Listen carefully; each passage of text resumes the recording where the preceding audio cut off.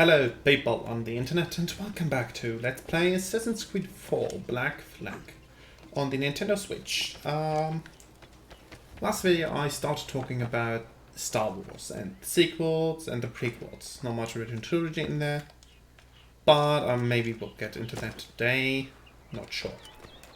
But before we start talking about, let me just quickly read out the Assassin's contract. The weapons smugglers. A faction of pirates camped near the church has been smuggling illegal goods in the heart of the city to the wrong people. Kill their leader. I'm not an expert for English, but that sounds a bit foul. Maybe it's supposed to be timely or have some sort of accent or something like that. But from what I learned in school, yeah, there are a few grammatical mistakes in there. But back to Star Wars. So yeah, last video we kind of talked about why Anakin's performance is wooden and a bit about my opinions on the sequels, which, you know, the people that have watched even one video about me and Star Wars should know I consider quite terrible. The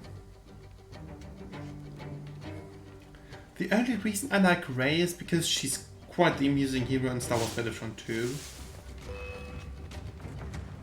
But to be honest, that shouldn't be the best quality about your Star Wars character.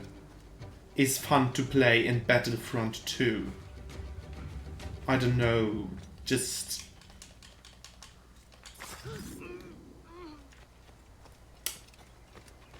not the best quality for a movie character. The best thing about this character is makes fun in a video game. Assassin contract. The British captain. We have confirmed that a certain British officer is terrorizing the villagers with his unit. He can usually be found near the port, except contract. There wasn't something like kill him in there. Usually they do this. That they put it in there. Well, must have taken a lesson from the Star Wars sequels then. I'm sorry for all sequel fans, but I really love to shit on them because they are, from an objective point of view, quite the terrible movies. I know Mr. Obsty will disagree with me because you can't say movies are objectively bad. Well, you can, for Christ's sake. When we talked about this in person, you don't let me finish. And we haven't seen each other in like a year? And in over half a year. Because of fucking Corona.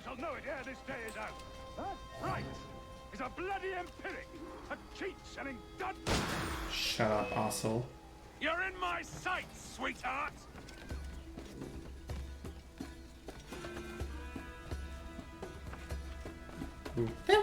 That's fun.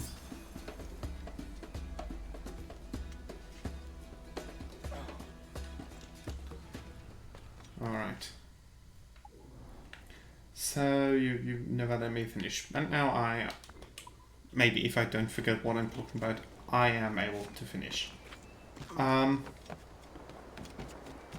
say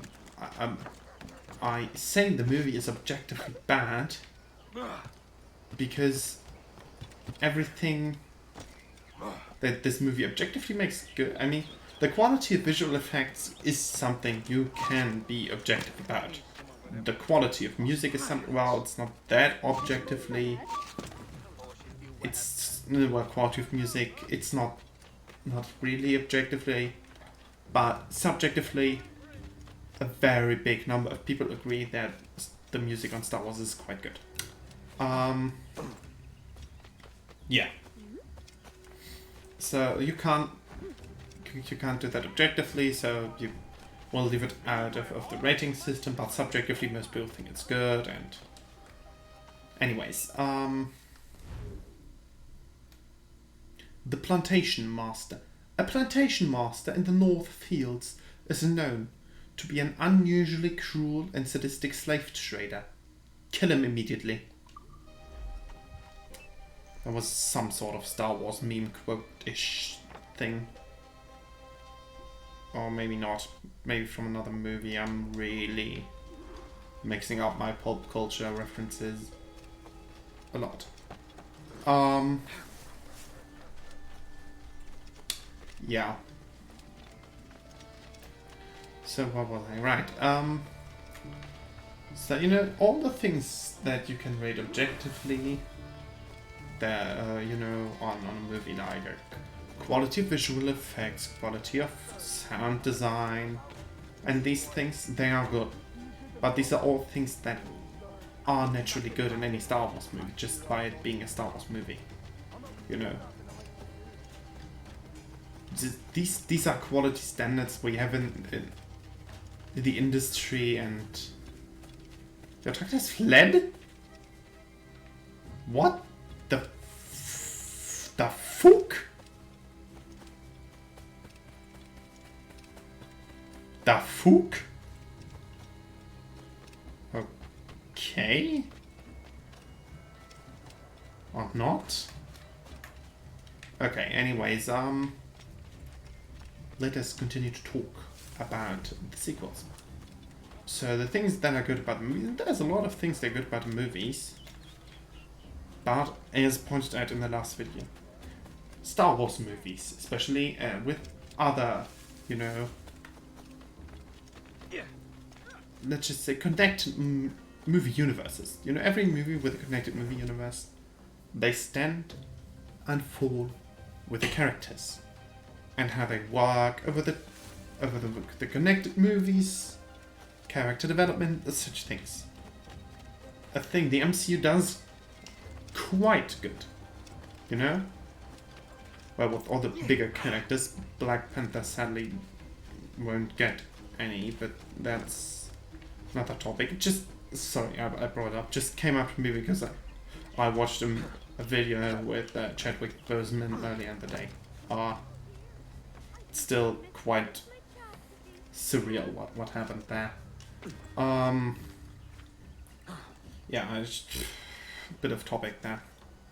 But you know, Iron Man had quite the character development. That's why I was the most. I don't really have statistics for that, but from what I've seen, he was one of the most beloved characters from the MCU. You know? Because he got the most character development. He was in most movies. Most character development. Things like that. They happened. They made him a good character. You know, everyone agreed. Okay, we can unlock the tavern while we wait.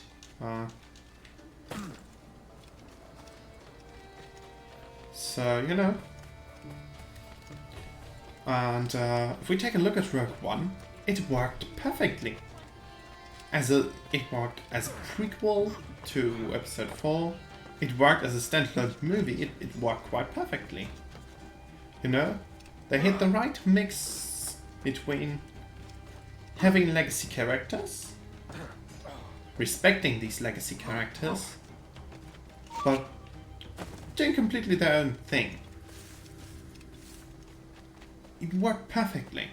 The characters were written, well, not exceptionally well for Star Wars Disney. They were written exceptionally comparing to the other 4 movies that Disney brought out. The other 4 Star Wars movies Disney brought out. They were written exceptionally good. The 7, 8, 9 characters were written exceptionally bad. So, you know, you got both extremes there.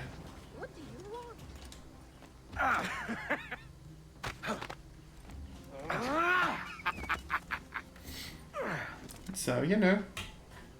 You are to feed birds. So we know Disney can do it.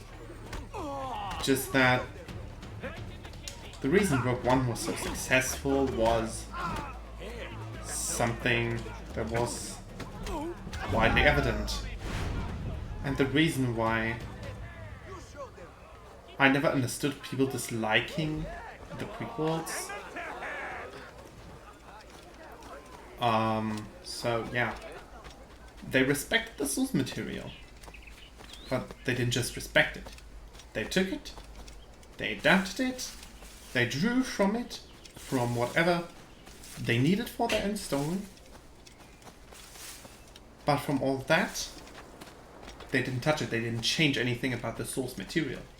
They took something that already existed and gave it a backstory. It is basically a prequel, but they didn't just give it a backstory, they gave it a story, you know?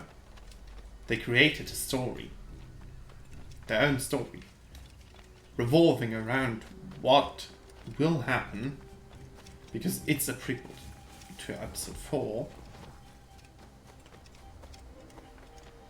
But it's still, they made their own thing, they made their own thing good. But everything they drew from the already existing universe. They made it fit in very well. You know? Especially with all the characters looking like they were part of the already existing universe. They fit in, you know? Bail Organa in Rogue One, something that most people didn't notice. But he had the same actor as Bail Organa in episode 3, Mon Mothma. Same actress that played Mon Mothma in episode 3. All her scenes were deleted, but you know, the actress was cast. And it was something that they didn't have to do. They could have recast the role and find someone else. I don't know, more cheap or who would have fit the role better. No. The role was already cast. Why recast it? Just take the original actor and bams. It worked perfectly. You know, there were a lot of things behind the scenes that went on with Rogue One 2, as well as with the sequel trilogy. It's just that with Rogue One, Disney did something they usually never did. Since then, they never did it again, and before that, they didn't do it. But they said, well, kinda doesn't work if most of our main characters survive, don't they? I mean, it's a bit lash for story, it's a bit boring, you know? And they weren't in episode 4. How does that work? And then the Mecha said, well, you want it differently? Yes. So they rewrote the final battle and killed everyone off. Easy. So, you know. Booms. That's why the trailers differed. The scenes from the end shown in the trailer differed quite a bit from what we were shown in the final movie. But it was something good, you know? But then again, well, with the secret trilogy, so many things went wrong, and to be honest, I can't. I'll link you a few videos from Robot Hat down below that go into more detail about this, because I just don't have the time to explain everything that went wrong with the sequel trilogy. Let's just say that the main problems were the characters. Everything else went quite well, or well enough. To just put that, everything went well enough for people to have said, yeah, well, it's not as good as the original trilogy, which most Star Wars fans never say. But, you know, it's a decent follow-up. It works for me. I can be behind that. But no. The movies made, except from you know, when it comes to, it's hard to say, but the reason the prequels are way better than the sequels in basically everything, And the reason the prequels are, in my opinion, a bit, not much, but a bit superior to the original trilogy is because the prequels made the perfect... I found the perfect balance between adding to the source material, respecting the source material, and creating a good movie experience. The problem with the original trilogy was there was no original material, so that caused a bit of... that's why I would rank it a bit lower than the prequels. But, you know, that it makes it very hard to rate, so... Can't really rate that. So, you know, it's why the prequels work better from that point of view. You know? But just... You know, it's something that... You know, it's so stupid that you have to say this is a negative thing about the original trilogy. But, yeah. They didn't respect the source material, as stupid as it sounds. They created the source material, which is something completely else, which made them so incredibly good. But, you know, they have a few problems, which are linked to the time they were created in, to be honest, and how filmmaking worked back then, and generally everything kinda around, evolving around the movies. But they have a terrible pacing problem. You know? It's the best example for the pacing problem the original trilogy has is the Lego game, actually. That shows how big of a pacing problem the movie actually had. Because the pacing was so slow that you could have multiple stories evolving simultaneously. You know? If you take a look at the prequels, that doesn't happen a lot. You know, the main characters never really get off trail so much. The main characters always stays in rather regularly stays in a group and everything. So, you know. But in the original trilogy, the pacing is completely different. You know? Episode 5 is incredibly boring. It has the big reveal, which was at the time something the people liked incredibly. But from today's point of view, it's just a boring movie. I mean, yes, it has a lot of good things. You know? But when I want this, for me it's like, when you want to watch Star Wars, which one you want to watch? Basically never the middle movies come up. Because, you know, you watch them once, you don't need to watch them again. Episode 5 doesn't do anything. It feels like a mediocre Clone Wars filler episode. Which is, you know, at the time, you can say that. Back then, yes, it worked very good with episode 4. But that's it. It worked good with episode 4. And it worked not as good with 6 as it worked with 4. But very close. But that's it. You know? It worked good with 4 and with 6. It doesn't work with 1, with 2, with 3, with 7, with 8, with 9, with Clone Wars, with Rebels. You see my point? That's why I say mediocre filler episode. The pacing problem. You know, all the stuff that happens in episode 4 and all the stuff that happens in episode 5. You know, you could have put that stuff was a Clone Wars arc. You know? Where one Clone Wars arc, one 3-episode Clone Wars arc. Where you took the filler episode in the middle and stretched it so long that in the end you don't have a 60-minute plot, but a 20-minute plot. You know, you just stretch the middle episode after the max. You know? It's developing too slowly. Alright? It's incredibly boring to watch. For me. And a lot of people think that differently. But for me, it's incredibly boring to watch. Yes. It's... Well, maybe the problem is it has been so much settled into pop culture right now that, you know, we all know Han and Leia are going to end up. We saw the relationship evolve. We liked it. Yeah, everyone was bored. We don't have to see it over and over and over of them falling in love. It's boring. You know?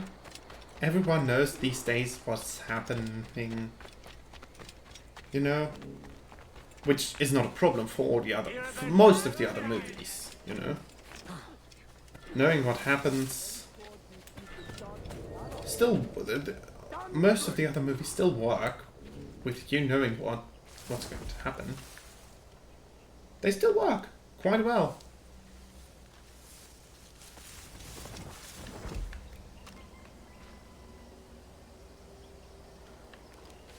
Right, maybe we don't even have to do it like this.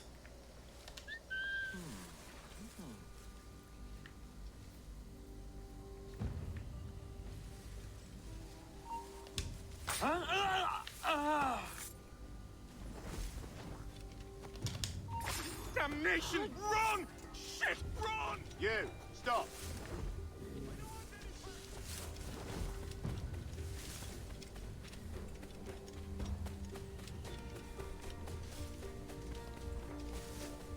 Ah, the music.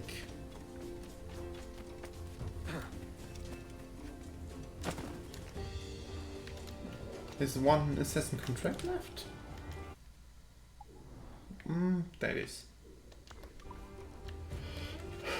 So, yeah. I don't want to be... I'm not here to shit on the original trilogy. It's very well done, but, you know. My Star Wars movie ranking is quite simple. 3 at the top. 6 at second. Rogue One third. Fourth is shared with Episode 1 and Episode 4. Because they are quite similar in most things, you know. They're very similar. Let's just point it that way. You know? Yes, people didn't like Jar Jar. I was introduced to Jar Jar as a kid. As a kid, I really liked Jar Jar. Because humor was the most interesting thing about Star Wars. I didn't care for Obi-Wan or Qui-Gon. I cared for cool lightsaber battles and space battles. And Jar Jar was fun. That's it. And that's why I liked Star Wars.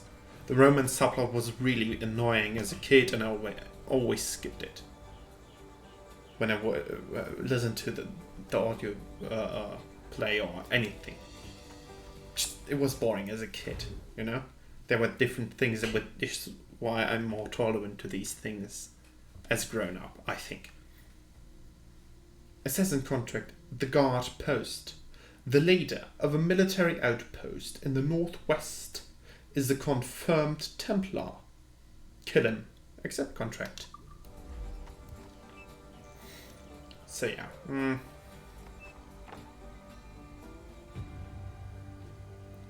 Da da da da. Da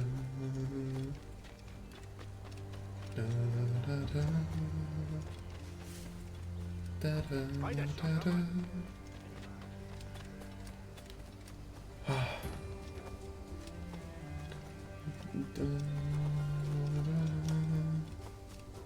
Oh, the game's so good. The atmosphere.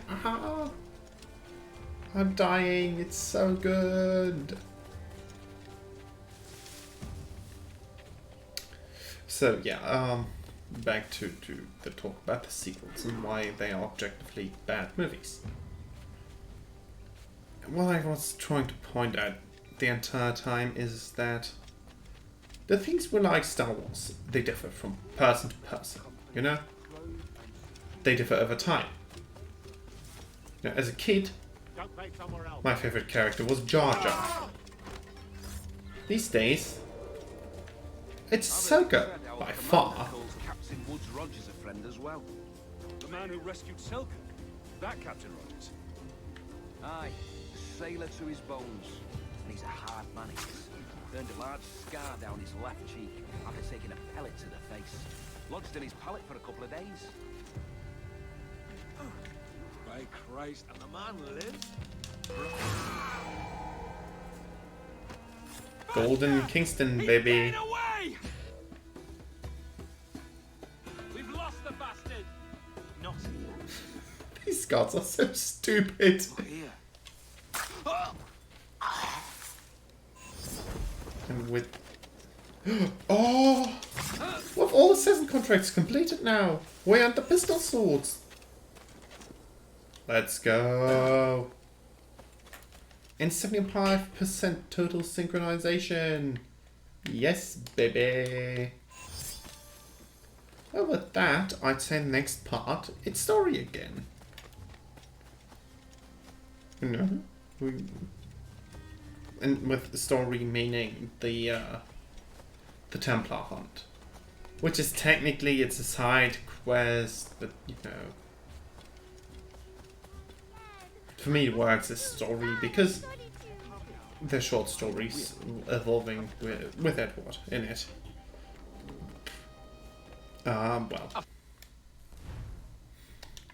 But yes. Pistol swords. no doubt tempt you the better anon. Right, new outfit. Well, let's take the new outfit. No, we're doing Templar hunts, so maybe we should take an assassin outfit.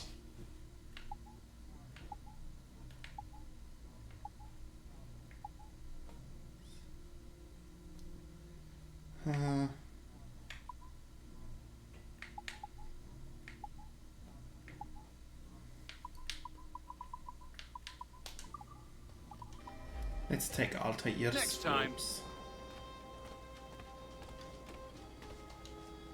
Yeah, that works.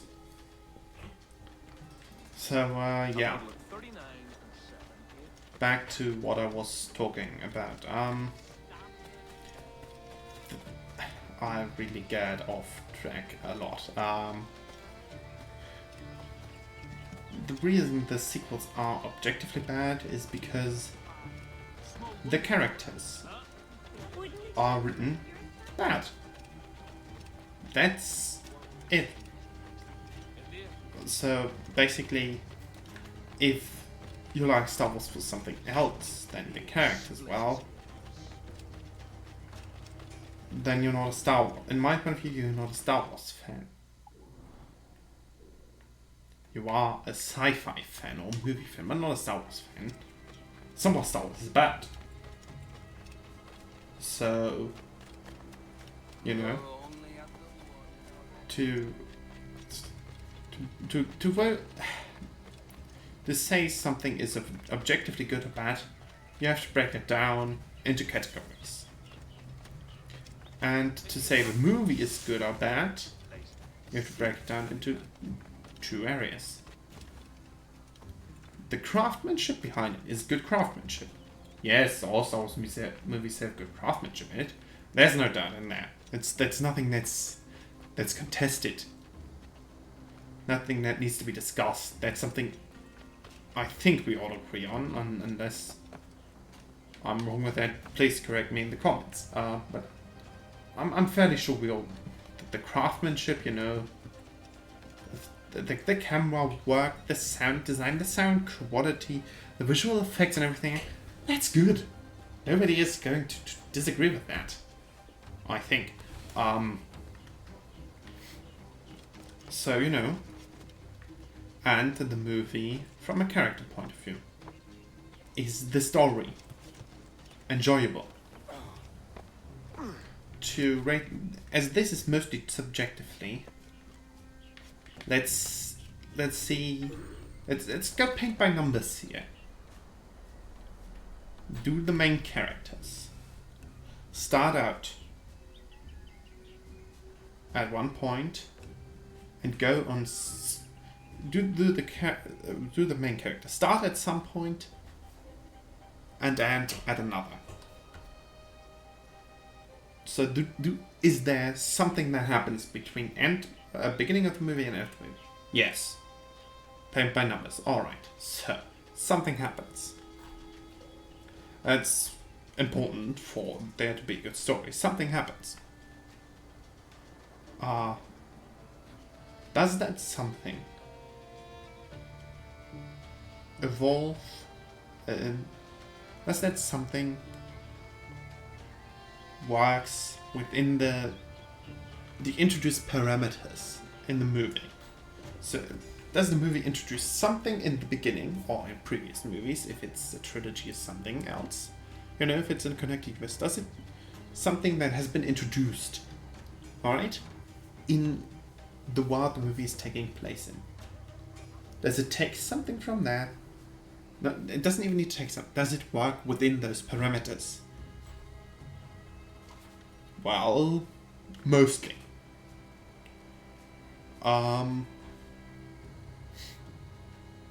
So, is the story enjoyable? Well, the story at least works within the first paint by number characters. Is the story enjoyable? Well, this is very subjectively. So to break it down into objective categories is quite hard. But we'll try it. The movie, the video has overlength. I don't give a damn. Alright? So, within the context, we can rate if the story is enjoyable. Is it enjoyable? Well, for this to say, we could just go, you know, voting? A demographic test. No, that's not the one. But, damn it, I knew the word, but I forgot it. Oh, well, but most of you will know what I'm talking about. So we have the story and everything. To make it enjoyable, we could just ask people and then take in the numbers. We could ask a lot of people. You know, we could take a poll. Is the story enjoyable? But that's not really objectively. It's just accumulation of subjective experiences that gets close to an objective representation. But that doesn't work because the opinions on whether if the story is enjoyable or not differs so much with so many people, you know, that I'd say 50% of the movie goes, that's just, I guess the number's complete from what the internet has shown me. And this is really, you know, these numbers could differ by 30% at least, plus or minus. 50% didn't like the movie. 10-15% found it okay, and the rest loved it. Those are the basic things that exist for the sequence. All right, the numbers differ from movie to movie, and etc., etc., etc. They have to do with a lot of things. But so that doesn't work really well. Is the story enjoyable? Well, that depends. What other media have you seen? So, if you have seen all the other Star Wars media, then is the story enjoyable? Well, hard to say. Again, so it's you can't really rate that, but we'll try it. We'll try it. Is the story enjoyable? This is completely spontaneous, so bear in mind I'm coming up with these on the go. And that's quite hard. Well,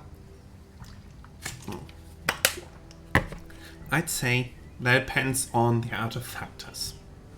Okay? So, the answer for this is yes and no. Is the story enjoyable? There are parts of the story that are enjoyable for a big demographic of people. Alright? You know? Like a lot of the comedy. You know? The comedy over the sequels. Let's take all three movies. At least one of the ways the comedy is shown in these movies works for someone. So at least one movie you'll find has good comedy. Alright, because they went through basically all sorts of comedy in these things. So it's quite, you're quite safe to say, yeah, well, the comedy, you find one version of the comedy good. Which brings us directly to the next problem. So you can't say if the story is enjoyable or not, because the story between 7, 8 and 9 differs so much that the trilogy overall, if you take the story overall, 7, 8 and 9 as one story, that doesn't work. You know? They contradict each other at too many points. And that is objectively bad. You know, if the story contradicts itself, that's not good. So, as a trilogy point of view, doesn't work well. Story is it enjoyable? Well, that we'll take that out of the rating, because I really can't say that. You know, that depends on too many things, and to do this spontaneous, I don't even know if it works that well, but it certainly does not work spontaneous. At least for me, I just demonstrated that. So, does it work together? Well, as this is the thing that makes this thing objectively good or bad, basically. It is still the main argument. Does it work? No, it doesn't. The characters don't evolve. They start at point A and end at point A. Well, Kylo has a bit of character development, but, you know, a bit. And that's saying something, that Kylo has the most character development in all of these movies. You know? Oh, Luke has character development, just... Well, let's not talk about this. Because Luke doesn't have character development. Luke has something. But his character is certainly not evolving. It's devolving into some sort of disgusting mutant. So, no. The movie does not have good character development. So, you know. Well, but is the story at least good, you know? Does it follow a coherent way, you know? So, do all the storylines that the movies have, you know? As example, in the original trilogy, you had a lot of storylines that were going parallel, which is something I don't like, but that's objectively. Okay? But from my point of view, I don't like it. Is it bad storytelling? Not directly. But it has to be executed in a way that makes it good storytelling. You know? The stories have to... how do I put it in words? I can visually show to you. But basically, the story works the best if the parallel story, they split apart, they work parallel. You know, in general, you have three main characters. Alright? All three main characters. Everyone does their own journey. At the end, the storylines collide. So the main characters meet again. And everyone, you know, now is different to the point where they split up. you know? And therefore, all of them together can go on. That's a good storyline. Alright? Or at least in the way which, in the given parameters. Maybe I should do really essay video like this about this. But we'll try it roughly in here. So, does that happen in any of the movies? No. Well, in 7 it does a bit, but not that much. The storylines of the different characters, they meet again and again and again, which is the way you can do this. So, I'm not saying it is not. It should not. It's a different approach, and it works. As long as, while the characters are alone, each and every one of them progresses, or, as the parallel progression still works. If just one of the characters progresses, but the parallel thing is still going on, then when they meet up, things don't work organically. I mean, you could do this, it could lead to something else, and etc. But that's not how the movies work. Something that, the way the characters are on between the movies, they don't fit. See? So the trail on which the characters do the storyline. Okay? The storyline at the end of episode 7 and at the beginning of episode 8, they don't fit together. Like key and lock principle. Okay? They don't fit together. And then you have something in 8. 8 does something, but in the end of 8, the characters are the same they were at the beginning of 8. So the key stays the same, but the lock also stays the same. So they don't fit with 9. 7 and 9, they work a bit. It's like these...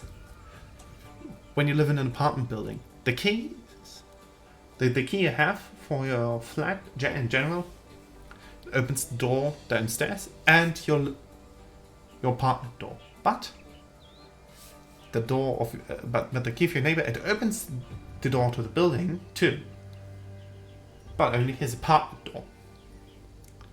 Like these keys, they work together. It fits in the keyhole, but he can't turn the key. That's how the storylines connect. The storylines in 8 is really the worst of them. Because neither of the storylines is any good.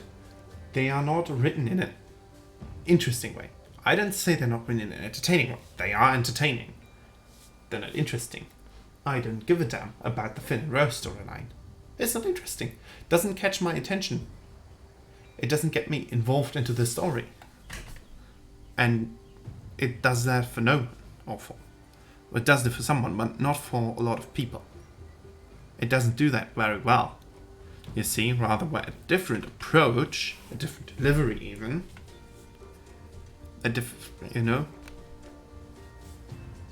would have get the attention of more people. So, it is not good in the way that it does not get a lot of people to get excited over it.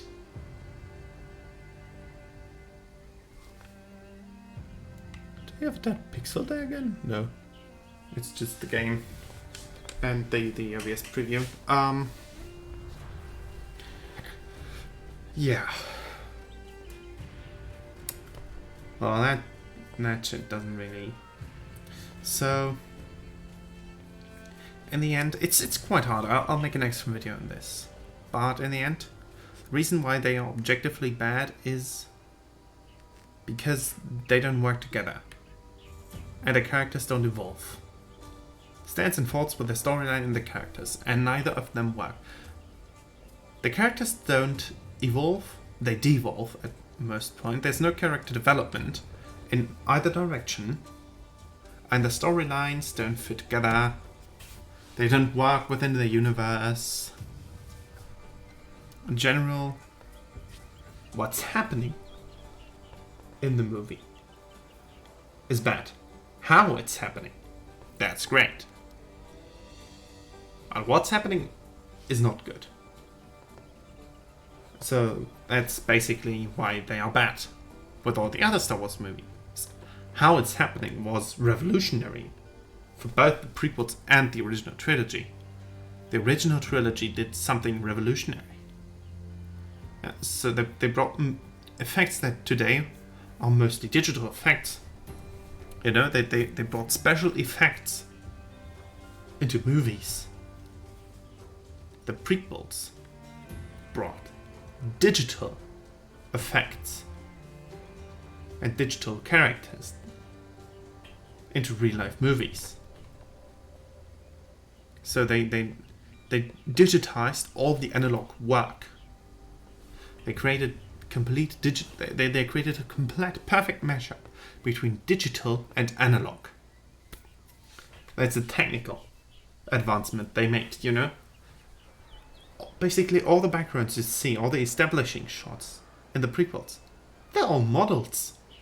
You know, the Senate building, the Tatooine, Naboo. All of these, they are models built by model makers. You know?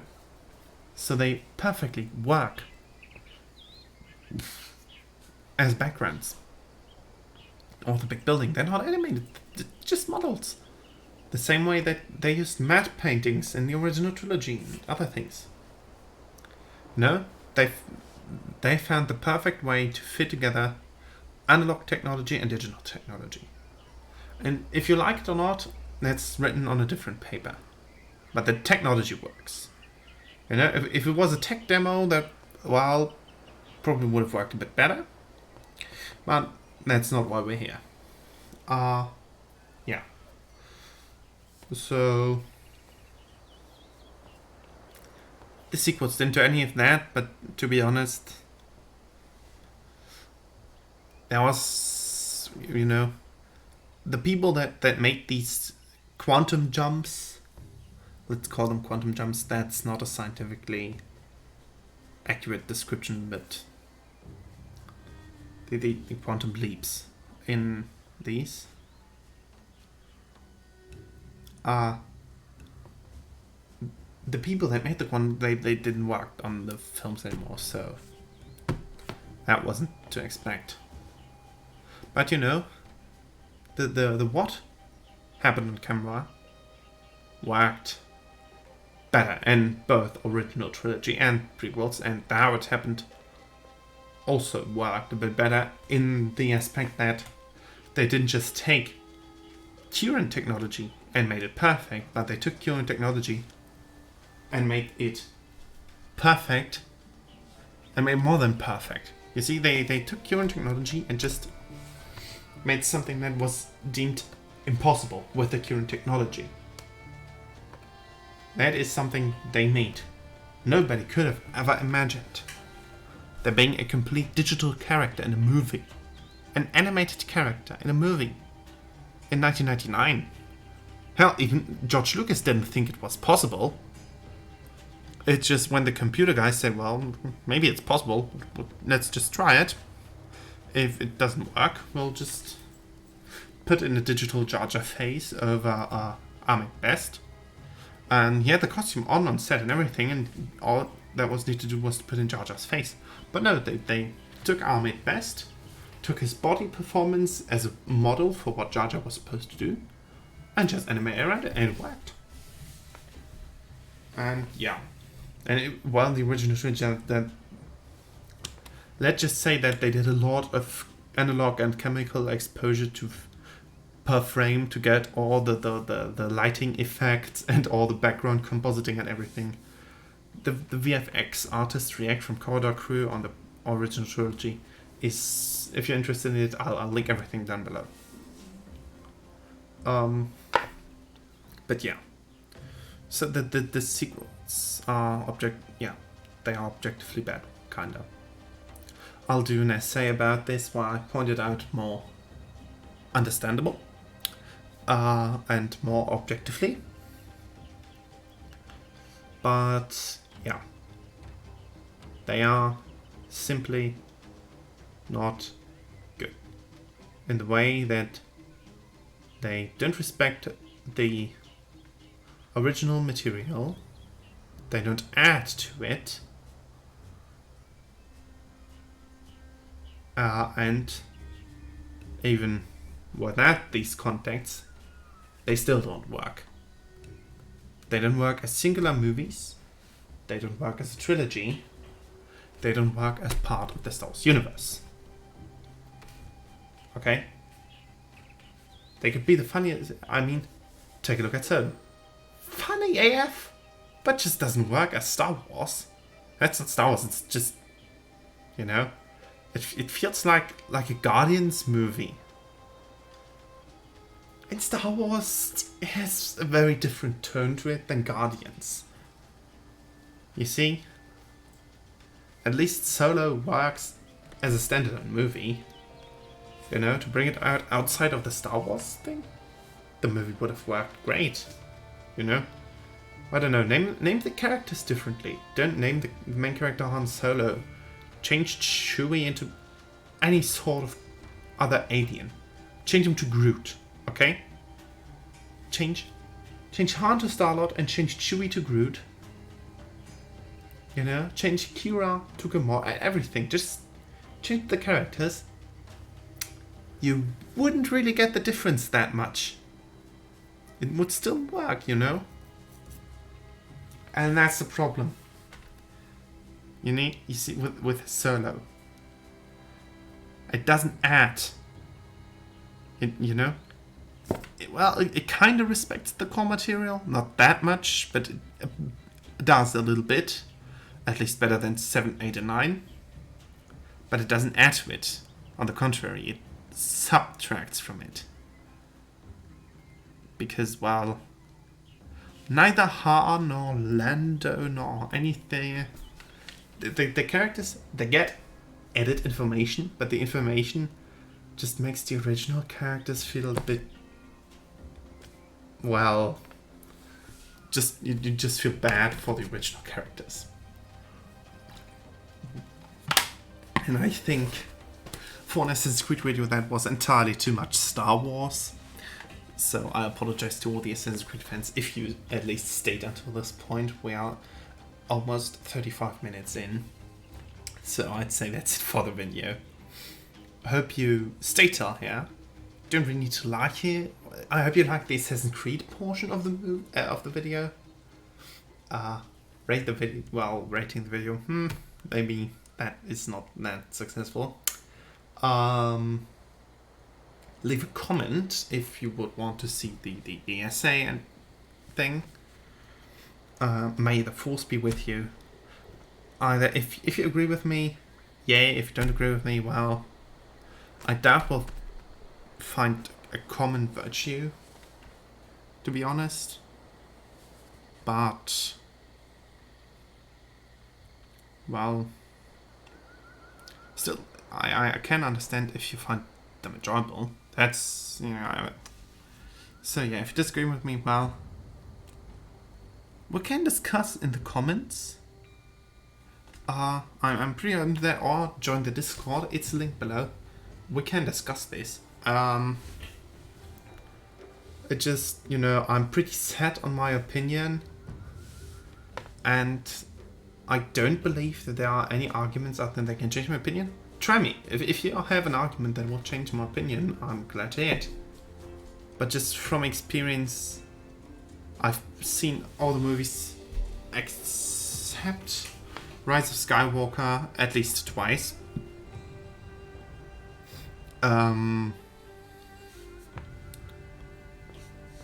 So yeah. And I really don't have the need to watch Rise of Skywalker again, to be honest. You know, 8 it was interesting watching the movie a second time, knowing what happens, and seeing that the weird way that the movie was composited. To me, you know, the beginning was quite entertaining. You know, if a lot of people didn't like the slapstick humor, well, you know, watching it back to back with a 7, that would probably have done the same to me. But watching it, knowing that 8 was my least favorite Star Wars movie, made it at least somewhat enjoyable. You know, at least a few funny bits that were in there. I could laugh about the scene with Poe. You know, and him taking out the cans. It was fun. It was entertaining. But then, you know, the film started to collapse. Everything that was good about it suddenly disappeared, and everything that was bad, and the movie just introduced bad things upon bad things upon bad things upon bad things upon bad things, and that just stayed there till the end. I'm sorry, it's just, you know, the movie was at its height when Poe took out that Star Destroyer's cannons. You know, the slapstick humor and the Huck's mom humor. Well, usually I like those. Not my Star Wars movie, but you know, because I usually like those, they didn't bother me that much. And you know, that just Poe showing off against the First Order, him calling himself a Republic soldier, a Republic pilot. Those were good things. And I think that's all the good things that happened with everything. Well, it looked good, you know. The imagery was beautiful. You know? Skellig Michael in the evening sun. It looked beautiful. You know, the imagery was very good. And then again, good imagery can't save a movie from everything else being terrible. So with that, I'd say that's it with the video. May the force be with you a second time, and finally, bye.